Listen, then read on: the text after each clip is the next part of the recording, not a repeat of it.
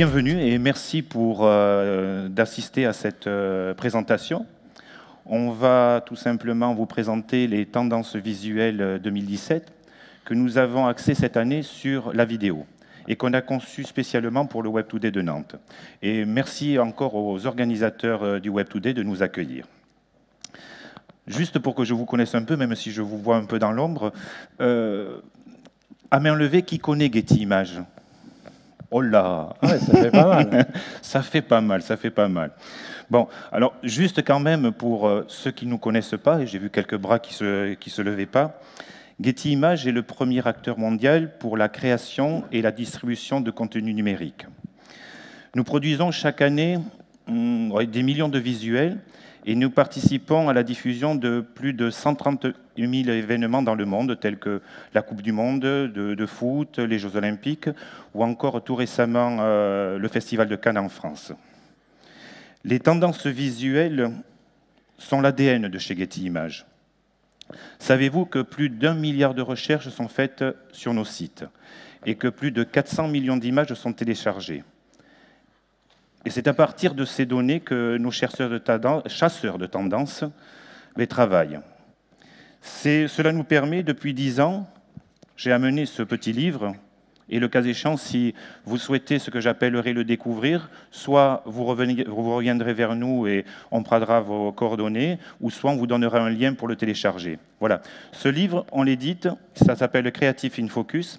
C'est le livre des tendances chaque année, de l'année antécédente. C'est-à-dire que là, nous sommes en 2017. Là, on a analysé toutes les tendances 2016.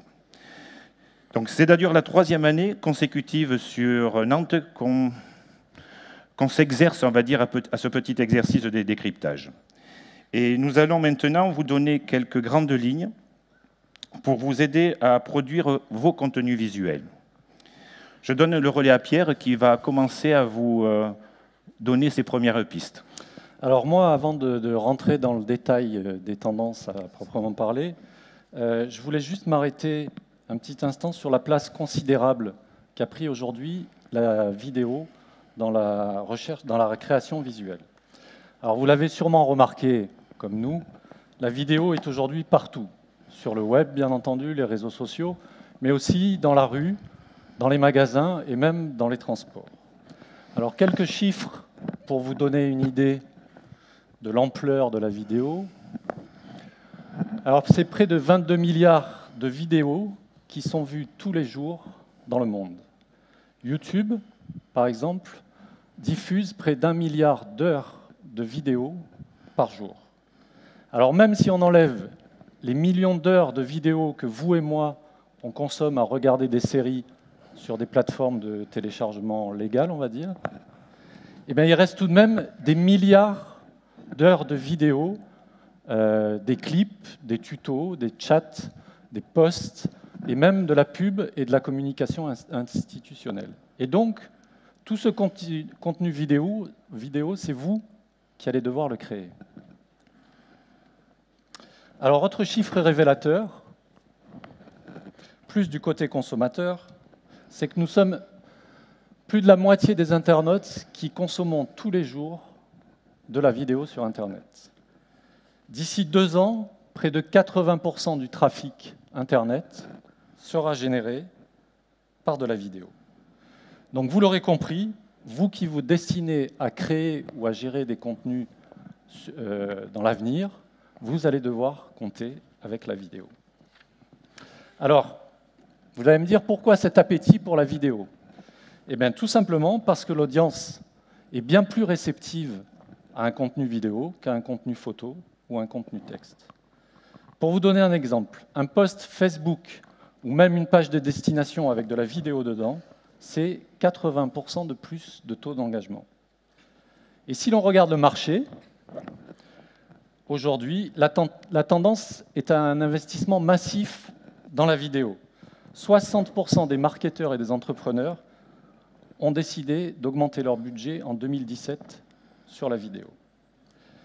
Donc, le plus important pour vous, ça va être de bien vous préparer à créer ces contenus et surtout à savoir anticiper les vidéos qui vont être impactantes et qui vont marcher d'ici 1 mois, 6 mois ou 1 an. Donc si j'ai un conseil à vous donner, eh bien, osez l'originalité, et pour essayer de vous aider à créer des contenus originaux, eh bien, on va vous parler maintenant des tendances. Bon, mais merci Pierre. Voilà, donc là vous voyez la mosaïque des 6 tendances dont nous allons vous parler et vous présenter. Et si vous le souhaitez, nous vous proposerons à l'issue de cette conférence des questions-réponses, si on peut répondre à vos commentaires ou à quelque chose. On va commencer avec la première tendance, le virtuel réel. La réalité virtuelle transforme profondément la manière de raconter les histoires. Elle crée des expériences immersives avec des visuels et des vidéos 360. Nous ne regardons plus l'image, mais nous faisons partie de l'image. La réalité virtuelle repousse les frontières de l'interactivité. Dans un avenir proche, nous pensons, il faudra peut-être se concentrer pour se dire que ce que vous voyez, ce n'est pas la réalité. Vous vous souvenez, je vous ai parlé tout à l'heure en préambule de plus d'1 milliard de recherches faites sur nos sites. Et parmi celles-ci, la réalité virtuelle continue à creuser son sillon. Comme vous le voyez sur la diapositive, avec 4 fois plus de recherches répertoriées sur cet item réalité virtuelle. Mais on l'avait déjà vu venir dans nos tendances les années précédentes. Et pour ceux qui étaient peut-être présents l'année dernière, souvenez-vous, vous pouvez vous souvenir comment nous nommions cette tendance. Cette tendance, je ne vais pas vous poser la question, on l'a nommée déjà supersensorialité. Et en fin 2016, c'était ce bonhomme avec plein de capteurs sur lui que nos experts appelaient l'humain augmenté. Donc la réalité virtuelle, vous pouvez le voir déjà, on va dire, dans ce salon, est présente presque partout. Dans le milieu médical, par exemple, on a vu, on va dire, qu'elle peut traiter les insomnies. Dans les loisirs, dans tous les jeux, les reportages et bien entendu de plus en plus dans la communication. Le réel se mélange au virtuel et parfois la frontière n'existe presque plus. Et soyez-en certains, on n'est encore qu'au début de ce chemin. Voilà, là, on aurait pu vous relever énormément, on va dire, de communication, de campagne. On n'aurait pas eu le temps de tout vous montrer. Et comme je vous le rappelle, vous retrouverez, on va dire, dans les réseaux sociaux l'ensemble de cette présentation. Par contre, j'ai choisi de vous montrer cette publicité Renault. Vous allez voir, pour moi, elle est parfaite. Marie, s'il te plaît.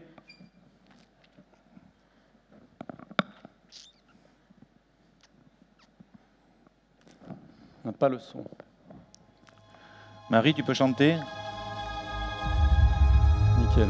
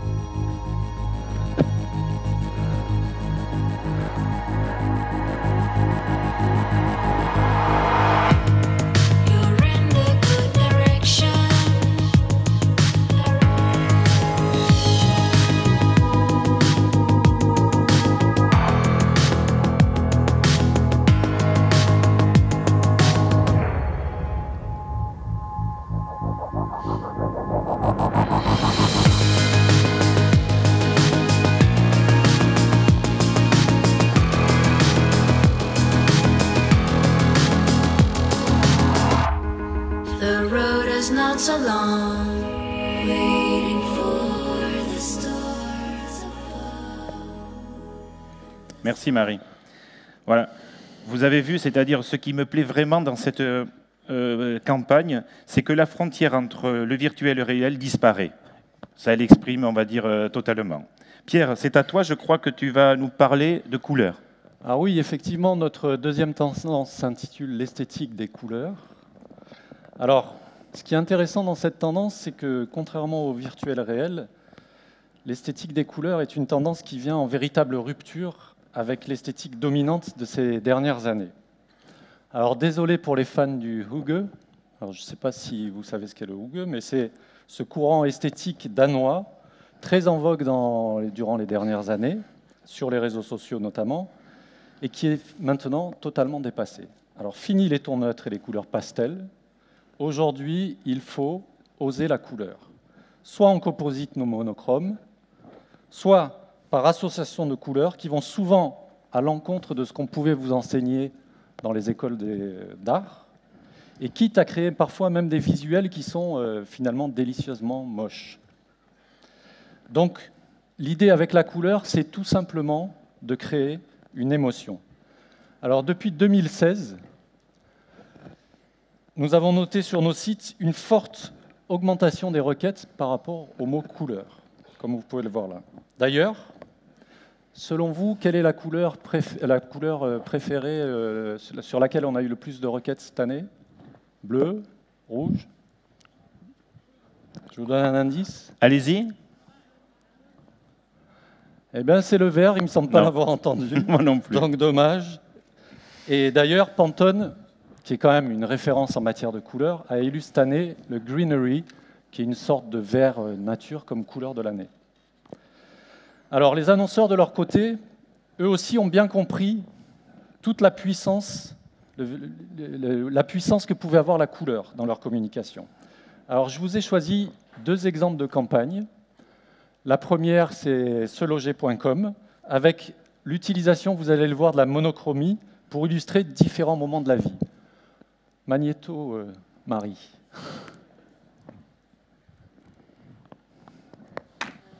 La vie, c'est imaginer. Faire les bons calculs. Réaliser ses rêves. Changer d'horizon. Trouver le bon plan. Ok, d'accord, pour les caméras. Ok. Comparer différentes options. Se tromper. Être toujours en mouvement. Faire des projets. Et changer d'avis. Oser se lancer. Prendre son envol. Et s'agrandir. Annonce, conseil, service. Se loger avec vous quand la vie bouge. Bon, on fait un peu de pub, hein, désolé. La deuxième exemple de campagne, c'est pour Decathlon. Donc là, on est plus justement dans ce que je vous disais tout à l'heure, dans l'association de couleurs. Donc, Marie, s'il te plaît.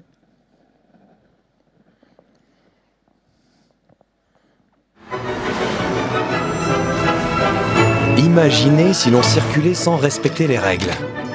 Si l'on s'arrêtait n'importe où. Si l'on faisait n'importe quoi. Ça vous paraîtrait inacceptable. Pourtant, c'est souvent ce qui se passe. Sur une piste de ski. Alors portez un casque.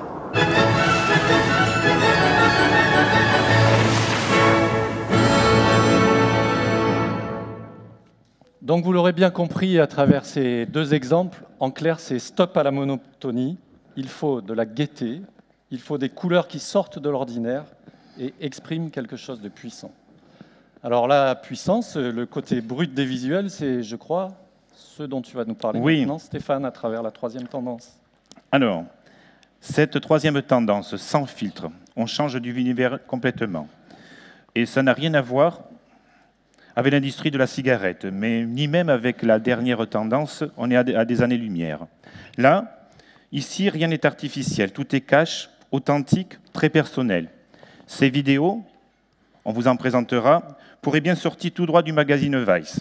C'est des codes couleurs du photojournaliste Gonzo, c'est-à-dire sans filtre, exagéré, totalement personnel et non subjectif. En 2016, les recherches autour de ces mots ont explosé, ce que vous voyez, on va dire, à l'écran. Alors bien sûr, ce n'est pas une tendance qui arrive de nulle part. Depuis 2004, chez Getty Images, nous voyons monter toutes les années cette quête d'authenticité. Ceux d'entre vous qui étaient encore parmi nous en 2015 s'en souviennent peut-être avec la tendance outsider. Le sans filtre est né d'une réalité. La réalité, c'est une réalité sociologique, celle de la montée en puissance de la génération Z, qui est née dans les années 95 et qui est rompue à toute l'utilisation, on va dire, d'Internet. Aujourd'hui, ils sont des consommateurs avertis.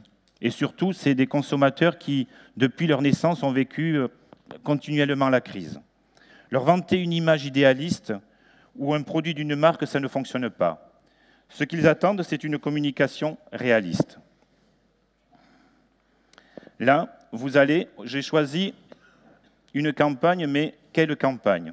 Vous allez voir tout simplement une campagne pour les protections féminines, signée Bodyform. Tu peux, Marie, s'il te plaît.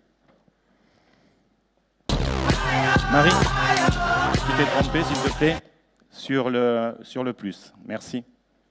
Merci, Marie.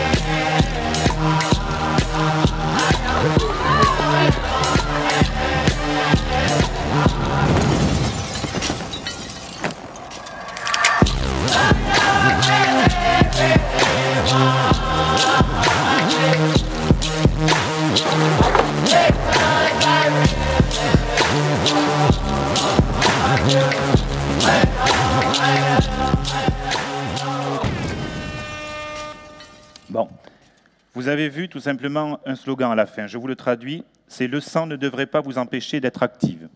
Alors, que nous apprend cette vidéo? Du moins, qu'est-ce qu'on peut retenir? Deux choses. La tendance sans filtre est parfaite pour capter l'attention, je vais dire, d'audience endormie. Donc, vous les avez vues, elle est forte, etc. Le côté réaliste cru de ces images nous fait surtout adhérer au message. Et de surcroît, cette campagne, qui s'adresse essentiellement aux femmes, est un goût de la quatrième tendance sur laquelle Pierre va parler maintenant. Effectivement, j'aurais bien aimé aussi illustrer ma tendance détermination féminine par cette vidéo, mais il me l'a piqué.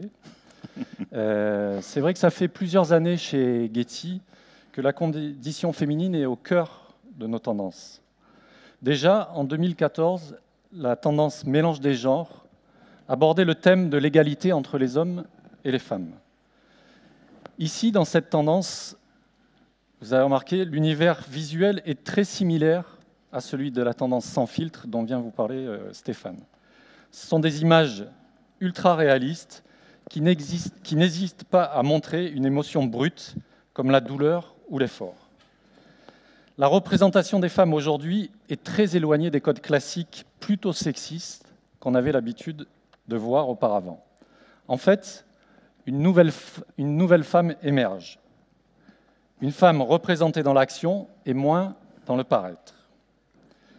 Aujourd'hui, en effet, l'image nous montre la femme volontaire, persévérante. Elle n'a plus peur de se salir les mains. Elle est coriace, déterminée et défend ses convictions. Chez Getty, on a gardé vraiment une place à part pour la femme, et ça fait plusieurs années qu'on a créé spécialement pour les femmes une collection dédiée qui s'appelle Lean-In. Alors du côté des annonceurs, bon, puisque tu m'avais piqué cette vidéo, j'ai choisi une autre vidéo que vous avez sûrement entreaperçue, et qui est une vidéo pour la pub Kenzo. Donc je vous propose de la regarder. Merci Marie. Vous allez voir, la musique est bonne là.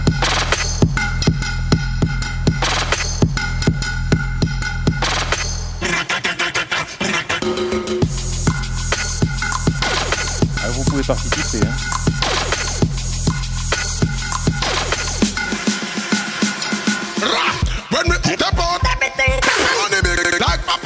book.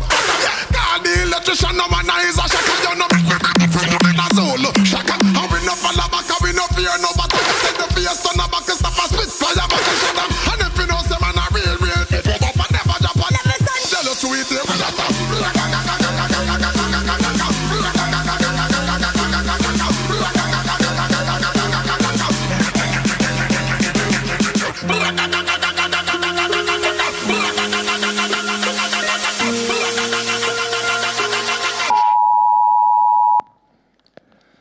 Ben voilà, je pense qu'à travers ce clip, tout est dit sur la femme d'aujourd'hui. La femme s'est libérée des codes et elle affirme enfin sa liberté. Bon, mais on s'est disputé un peu pour la tendance suivante. Et Pierre, je vais te laisser continuer sur cette tendance qui te tient tant à cœur. Oui, c'est vrai, cette tendance me tient à cœur parce que elle est un peu, je trouve en ce moment, notre garde-fou contre ces nombreuses politiques de repli qu'on voit à travers le monde, des politiques de repli sur soi. Et donc le voisinage planétaire, c'est un peu pour moi le Schengen de la création visuelle. Il y a en fait plus de frontières entre les individus. La Terre devient finalement un grand village. Alors si je devais utiliser un mot pour caractériser le voisinage planétaire, j'utiliserai volontiers le mot convergence, parce que c'est vrai qu'aujourd'hui, nous sommes tous interconnectés. Les différentes communautés, que ce soit les artistes, les gamers, les youtubeurs, les tweetos, rapprochent les individus à travers le monde.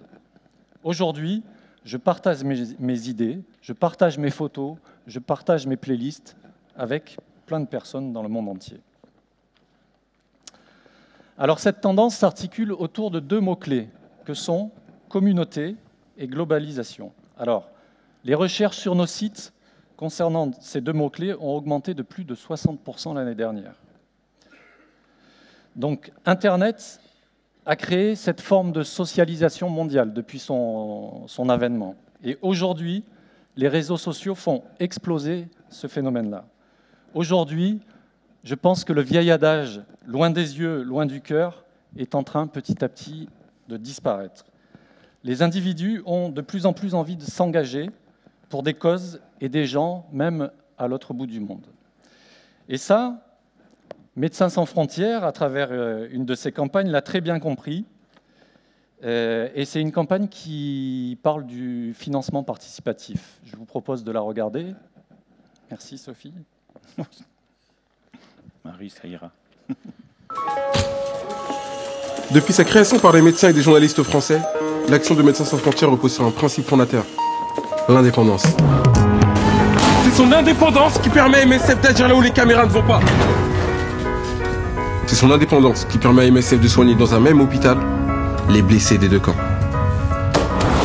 C'est son indépendance qui permet à MSF de pointer du doigt les auteurs d'exactions et de détournements de l'aide humanitaire. Parce qu'MSF n'a pas de couleur, de religion ou d'agenda politique. MSF n'a qu'un seul camp, celui des victimes. Alors, ce que j'ai beaucoup aimé dans ce clip, c'est qu'en fait, on arrive visuellement à passer d'un endroit à un autre, d'un pays à un autre. Et du coup, comme je vous le disais tout à l'heure, les frontières s'effondrent entre chaque plan.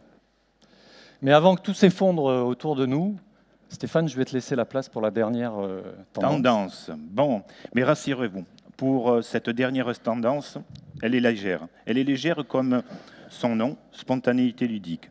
Et qui plus est, elle me ressemble. Effectivement, la spontanéité ludique, c'est l'enfance, c'est l'humour, c'est le décalé. Les visuels suscitent, vous le verrez, le rire ou le sourire. C'est le langage du dérisoire, des anti-héros maladroits. En fait, la spontanéité ludique, c'est un peu comme, on l'a relevé hier soir, on est en train encore de faire nos textes, c'est un peu comme le film OSS 117, un regard décalé sur ce qui nous entoure. C'est une communication assumée, le réel est insolite sans se prendre au sérieux. Alors les éléments graphiques que nous ne verrons pas là, excusez-moi, je relance un tout petit peu la vidéo, voilà, sont également très enfantins, forme douce et couleur pop, vous le voyez ici, les comportements également, déguisements, grimaces, cascades, jeux. Dans ce langage, l'enfance, la différence ne fait pas peur. Une dernière fois, je reviens sur cette partie de milliards de requêtes qui sont faites sur nos sites et dans laquelle nous avons identifié ces deux mots, authenticité et real life, pour montrer la popularité de cette tendance. On est loin ici du langage précédent, celui que je vous ai présenté, c'est-à-dire le sans filtre, le brutal, etc. Ici, on cherche plus à véhiculer une image parfaite. On exige, je veux dire, une image réelle, plus naturelle, plus spontanée, dans laquelle on pourra se reconnaître. Alors pourquoi cette tendance? En un mot. Non, là, c'est plus en un mot, c'est en deux mots. Mais c'est les réseaux sociaux. C'est ça, c'est tout, on va dire, ce travail ou cette vie sur les réseaux sociaux qui ont fait émerger cette tendance. Voilà une campagne qui, on peut le dire ainsi, c'est-à-dire sortir des sentiers battus pour une marque difficile. Et voici la campagne Babel. Tous les jours, le métro passe au-dessus du café. Pauline regarde trembler les verres. C'est comme s'il dansait. Moi aussi, j'aime les petites choses que personne d'autre ne remarque. Écoutez. C'est le chant d'une petite baleine.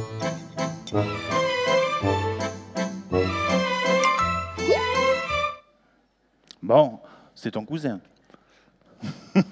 Du moins, celui qui parlait, on va dire, qui avait exactement le même accent. Pour conclure, c'est le message que l'on voulait vous faire passer dans cette dernière tendance légère. Halte à la monotonie, aux pessimistes, vivons et rigolons. Bon, avant de vous passer la dernière vidéo, je voudrais vous faire un grand merci pour l'attention que vous nous avez faite. J'ai choisi de vous montrer, si ça apparaît, voilà, si tu peux la mettre en grand. J'ai choisi de vous montrer cette vidéo qui reprend plusieurs codes des tendances que nous avons choisis. Vous allez voir, c'est un clin d'œil à une marque bien connue de soda.